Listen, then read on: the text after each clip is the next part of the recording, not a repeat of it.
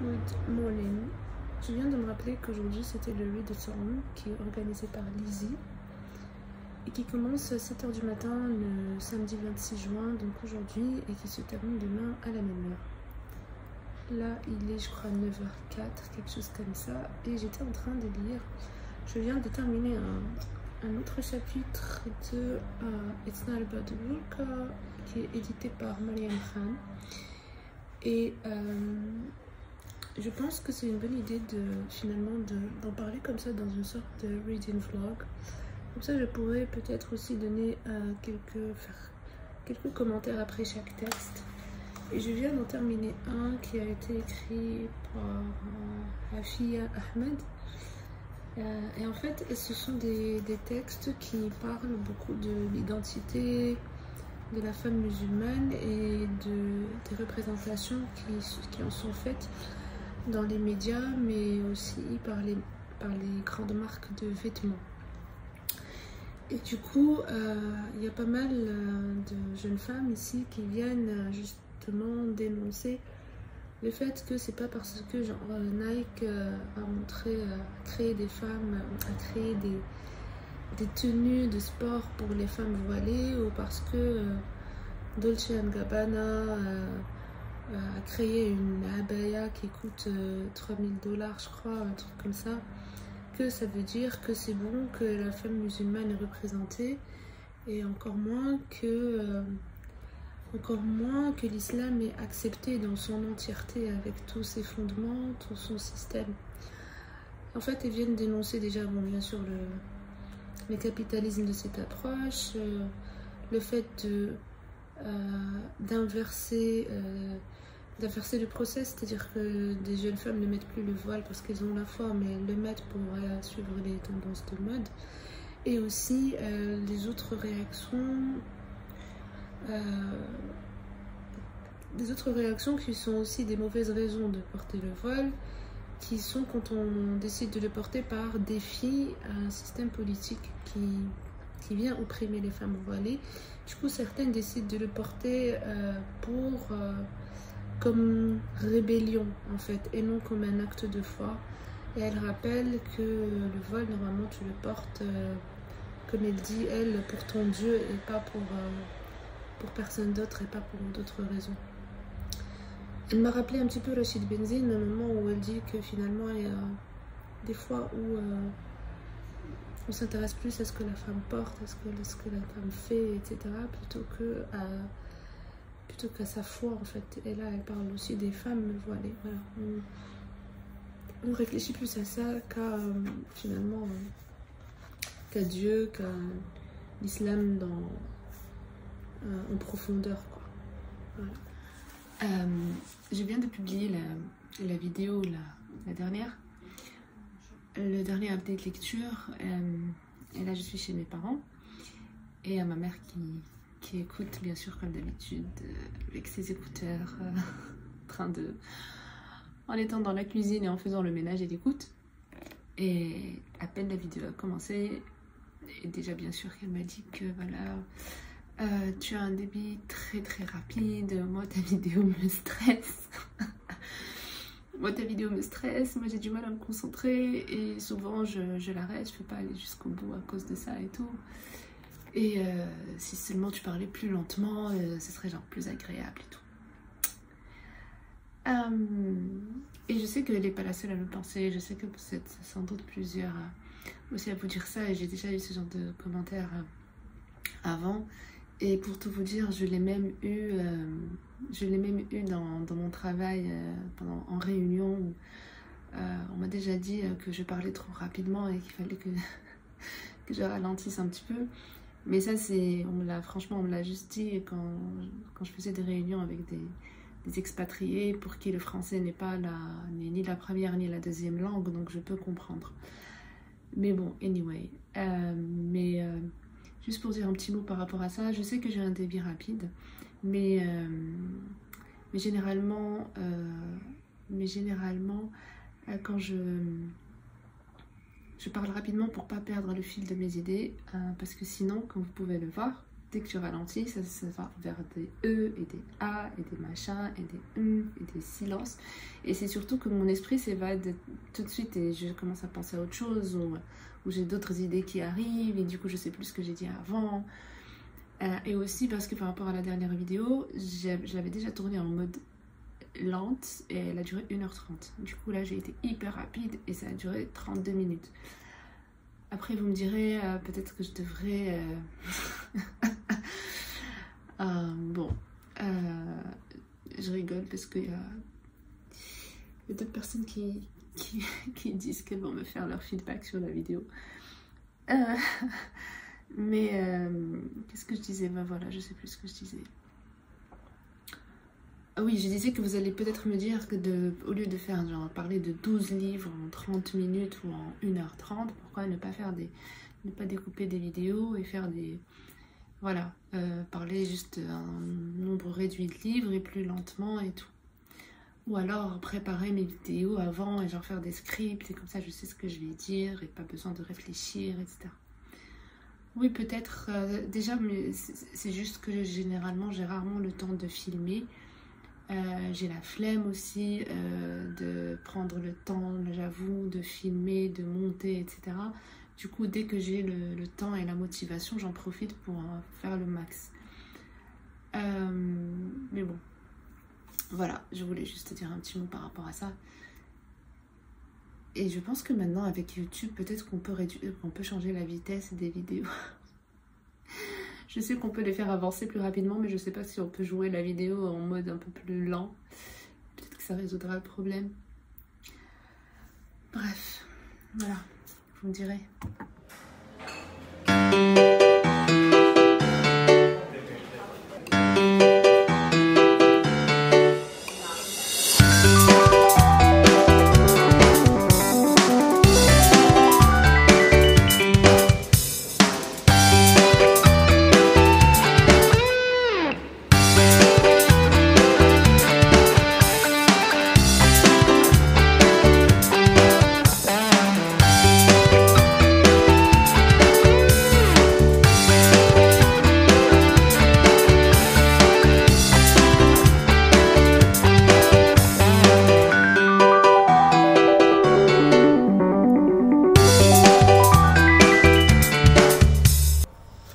Hello, il est environ 19h30 et j'ai avancé un petit peu dans ma lecture. Je crois que j'ai lu 2 chapitres depuis la dernière fois, dont un sur la dépression au sein de la communauté musulmane. C'était très intéressant à lire, c'était vraiment très intéressant. C'est la première fois que je lisais un texte de ce genre.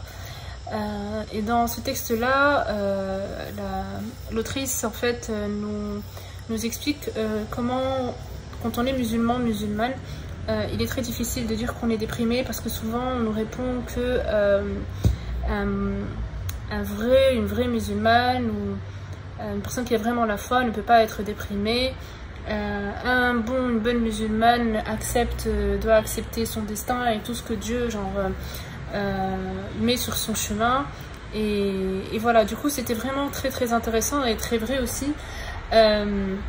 Ou alors on te dit, va juste faire plus de prières ou va jeûner, alors que c'est pas, ça aide pas forcément parce que comme elle dit, souvent quand tu es tellement déprimé, tu oublies carrément en fait de manger et de boire parce que tu n'as plus la force. Alors te lever et partir prier, ça devient presque impossible en fait. J'ai beaucoup aimé en fait, elle a parlé de certaines organisations qui sont là pour justement soutenir les personnes musulmanes dépressives.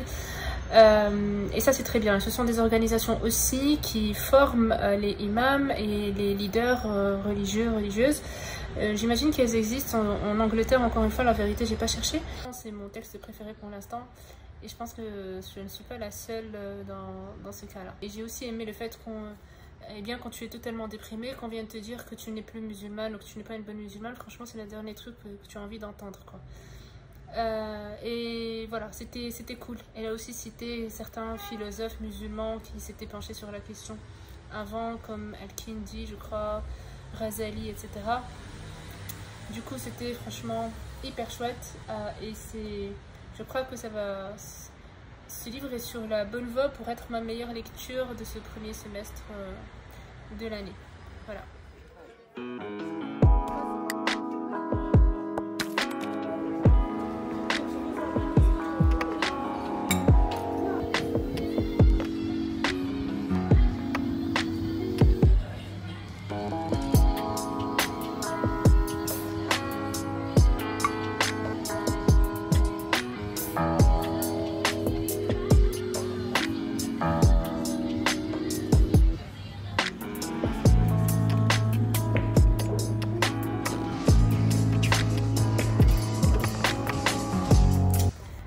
Hello again, on est dimanche, il est 18 h. Normalement vous avez eu juste avant quelques extraits de ma journée. Vous allez dire que je vais passer mon week-end à manger et à lire, ce qui est vrai pour ce week-end là. C'est un week-end assez spécial, c'est cool. Depuis hier j'ai lu 2 autres essais qui sont tout aussi bons. Le premier s'appelle Feminism Needs to Die. Et le deuxième, Hijabi Revolution. Le premier texte est écrit par Mariam Khan elle-même, Feminism Needs to Die, et elle parle surtout du féminisme blanc dans lequel elle ne se reconnaît pas, qui ne prend pas en considération les femmes musulmanes. Voilà, et puis le deuxième, Hijabi Revolution or Evolution de Afshan Souza Lodi. Je l'ai beaucoup aimé, celui-là particulièrement, parce que ça parle de bisexualité et ça parle de sa relation avec son hijab et son évolution et aussi sa révolution par rapport à ça. J'ai beaucoup aimé parce que ça m'a aussi parlé, parce qu'elle a mis le voile, elle l'a enlevé, elle l'a remis, elle l'a enlevé, etc. depuis qu'elle est très jeune. Et du coup, elle explique un petit peu pourquoi, comment ça s'est passé. Et toujours autour de cette histoire de représentation. Elle l'a enlevé parce que voilà, elle ne supportait pas d'être limitée à cette box de la femme musulmane qui porte le voile dans un contexte occidental, et qu'elle avait envie d'exister en dehors de cette box. Elle était encore adolescente, je crois qu'elle avait genre 17 ans, et franchement j'ai passé une superbe journée aujourd'hui, et je pense que ce livre aussi y est pour pas mal. Il doit y être pour 50% dans les raisons qui ont fait qu'aujourd'hui je me suis sentie aussi bien. C'est un livre qui est très empowering, qui donne beaucoup de force, qui donne beaucoup d'inspiration, qui donne beaucoup d'espoir, et je pense que ça fait tellement de bien de se voir représenté dans des textes.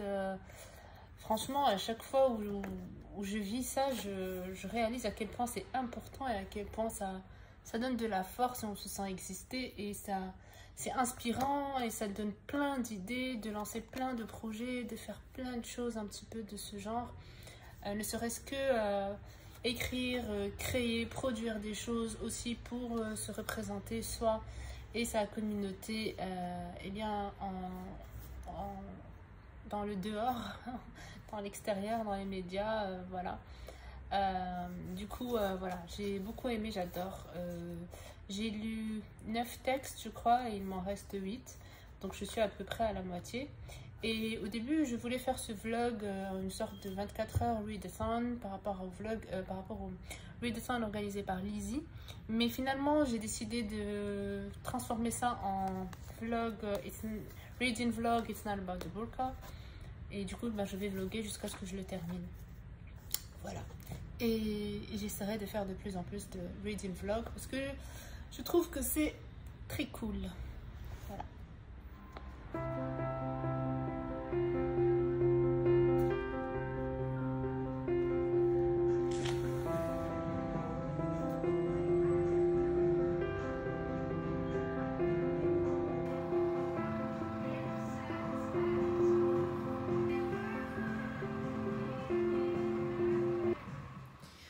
Ok, il est 21h30 et tout à l'heure j'ai terminé un autre texte qui, je crois, détrône celui sur la dépression. Il s'agit de Shame Shame, It Knows Your Name de Amna Selim. Et je l'ai juste adorée parce que elle est très forte. Elle est assez grande gueule et elle fait juste beaucoup de rentre-dedans à tous les hommes qui la harcèlent sur les réseaux sociaux à chaque fois qu'elle ose s'exprimer sur les femmes musulmanes. C'est un super texte qui fait beaucoup de bien et que j'ai adoré. Voilà. Il y a 2 jours, enfin hier je crois, j'ai acheté ce dentifrice qui est fait déjà fait localement et en plus avec des produits naturels, genre huile de noix de coco, bicarbonate de soude et huile essentielle de tea tree. Je l'ai découvert, enfin il est en vente chez Nia à Casa, c'est un restaurant, enfin un café, et de toute façon vous pouvez avoir plus d'infos sur les réseaux sociaux si ça vous dit. Je l'ai utilisé, c'est assez, enfin c'est très différent du dentifrice normal parce que déjà c'est salé et après j'ai l'impression que ça fond dans la bouche entre les dents. Du coup voilà, c'est assez spécial, mais on verra ce que ça va donner. Et j'ai aussi pris cette brosse à dents en bambou. Voilà. Je vous montrerai l'intérieur du dentifrice comment c'est. Eh bien magnifique, parce que je viens de l'ouvrir et j'ai découvert qu'il s'était transformé en liquide. Et du coup, j'en ai mis partout. Bref, je crois que je dois le mettre quelque part pour que ça redurcisse encore. Ça doit être la noix de coco qui a fondu, je sais pas. Parce qu'il est resté dans la voiture tout l'après-midi. Oh là là.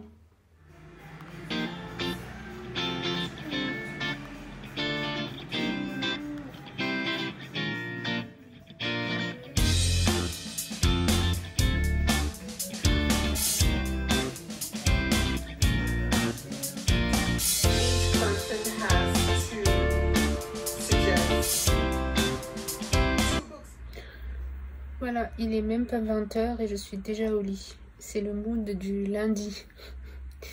C'est le mood du lundi, je suis fatiguée. Donc voilà, j'ai aussi lu 2 textes aujourd'hui. Un tôt le matin en prenant mon café et un autre pendant la pause du midi. Et là, je suis en train de lire le 3e. Il m'en reste juste 2 et j'aurai fini le livre. Je crois que ça faisait longtemps que j'avais pas fini un livre papier comme ça. Les 2 textes que j'ai lus au cours de la journée, le premier était par rapport à une jeune femme qui racontait son expérience avec le mariage, 2 mariages arrangés, 2 divorces. C'était très intéressant, très touchant.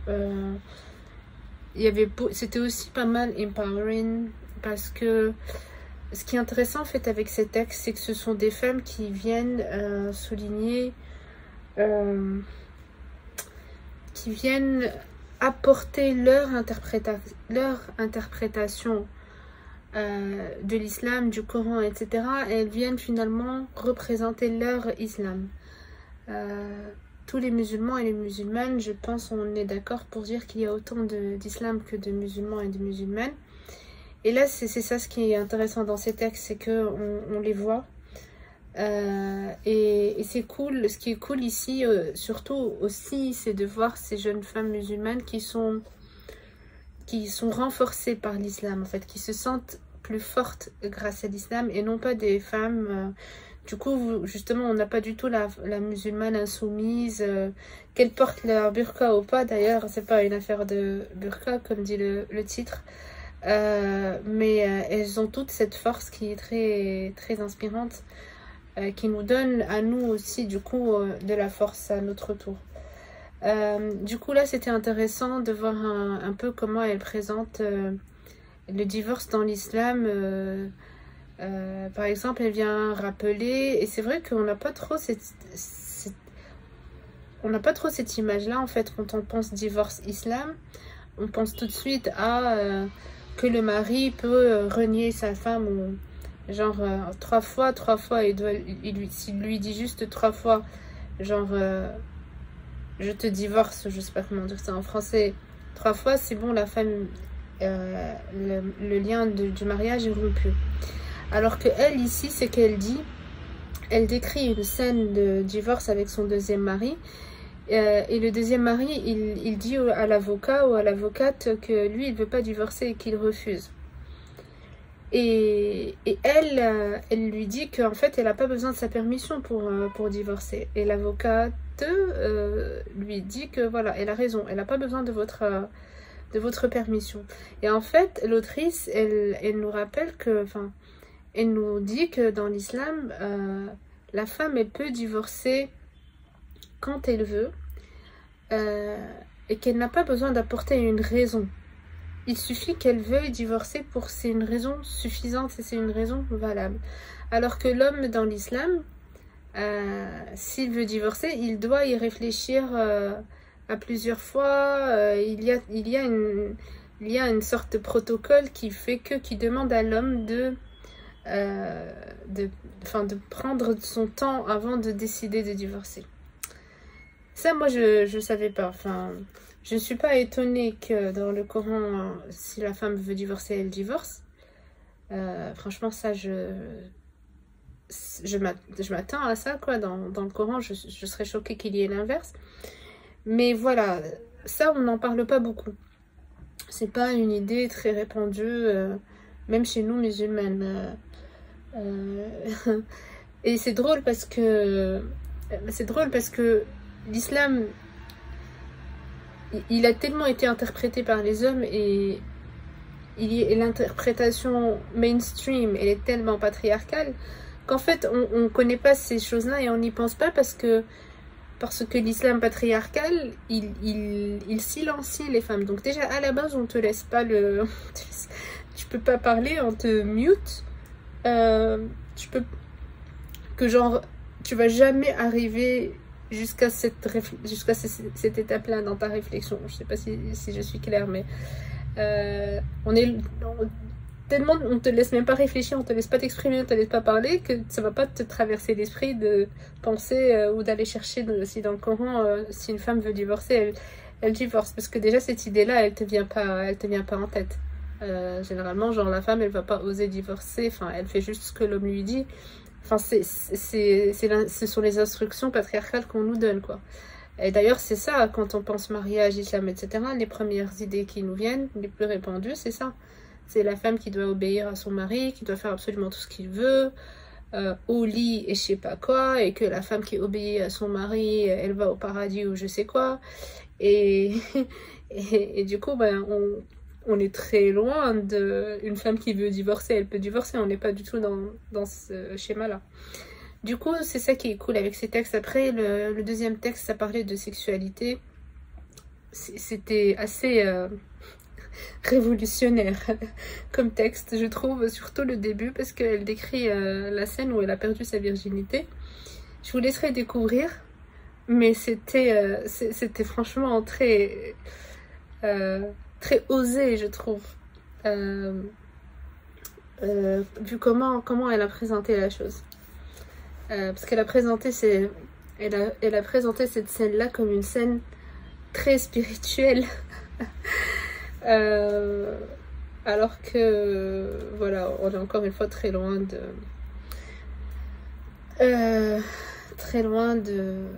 ce qu'on nous dit par rapport à l'islam et la sexualité. Mais ce qui est cool, c'est qu'elle vient pas dire que c'est elle qui a raison. Elle dit qu'elle sait qu'elle a fait quelque chose qui n'est pas permise et tout.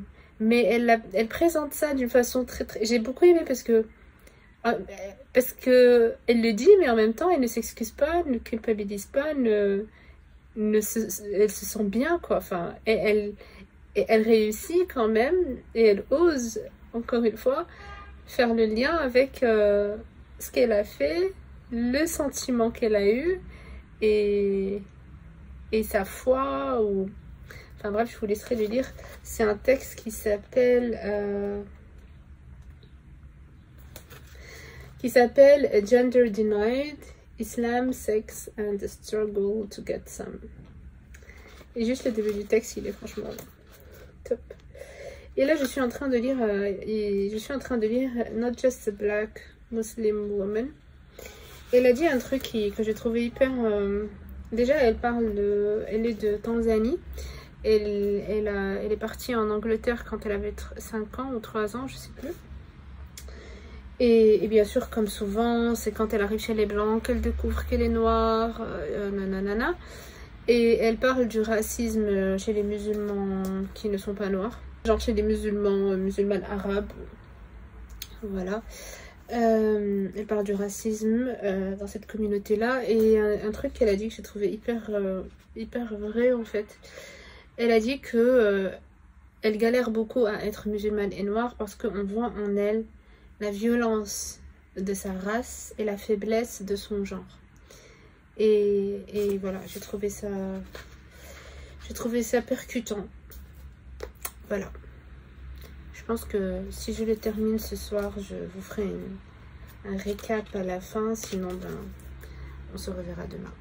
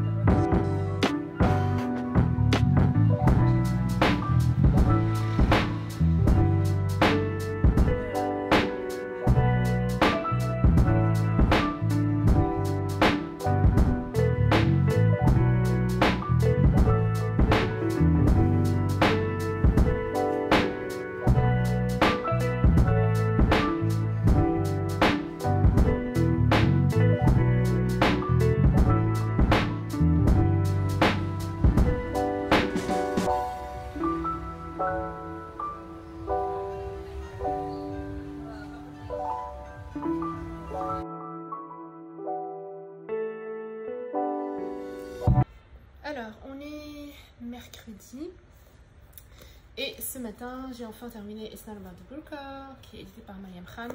Je lui ai donné une note de 5 sur 5, c'était une excellente lecture. Je ne reviendrai pas encore sur ce livre, mais c'était trop bien de se voir représenté par des femmes musulmanes de différentes origines, traitant de différents sujets. D'ailleurs, j'avais vu un sous-titre qui reprenait assez bien. Voilà, qui parlait de différents sujets, dont la foi, le féminisme, la sexualité et la race. Je le recommande fortement aux personnes qui pourraient être intéressées par le sujet et notamment, j'imagine, à toutes les femmes musulmanes. Voilà. Ensuite, maintenant que j'ai fini ça, j'ai choisi mes 2 prochaines lectures. En fait, j'avais celui-là sur ma pile à lire, enfin sur ma table de chevet, quoi. Mais finalement, je ne vais pas le commencer, je vais attendre un petit peu et je vais plutôt lire The Commitment de Viet Thanh Nguyen. Je suis trop contente et déjà c'est un magnifique objet. Les personnes qui me suivent depuis quelques années savent que j'adore cet auteur, que je l'avais déjà rencontré à Paris et que c'était trop bien. D'ailleurs, la vidéo existe toujours sur la chaîne, je ne l'ai pas supprimée. Elle fait partie des rares que je n'ai pas supprimées. J'avais adoré Le Sympathisant. J'avais également lu son recueil de nouvelles The Refugees. Et j'avais également lu son livre sur la guerre du Vietnam. D'ailleurs, je pense que tous ces livres maintenant sont traduits en français, sauf celui-là, je crois, parce qu'il vient de sortir déjà.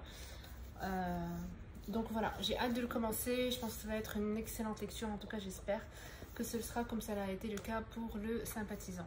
Je pense que les 2 histoires sont liées, je ne sais pas si c'est la suite, si c'est le préquel, mais j'ai l'impression que les 2 histoires sont liées. J'adore cette couverture, franchement. Voilà, du coup ça va être le roman que je vais lire maintenant. Un des rares romans que je lirai cette année. Aussi écrit par un homme, mais il n'est pas blanc, donc ça passe. Et je lirai en parallèle ce petit livre féministe de Irénée, La terreur féministe, petit éloge du féminisme extrémiste. Voilà, donc ce sont mes prochaines lectures. Et si l'un des 2 en vaut la peine, notamment celui-là, j'imagine, je pourrais faire un reading vlog, sinon bah, ce sera tout.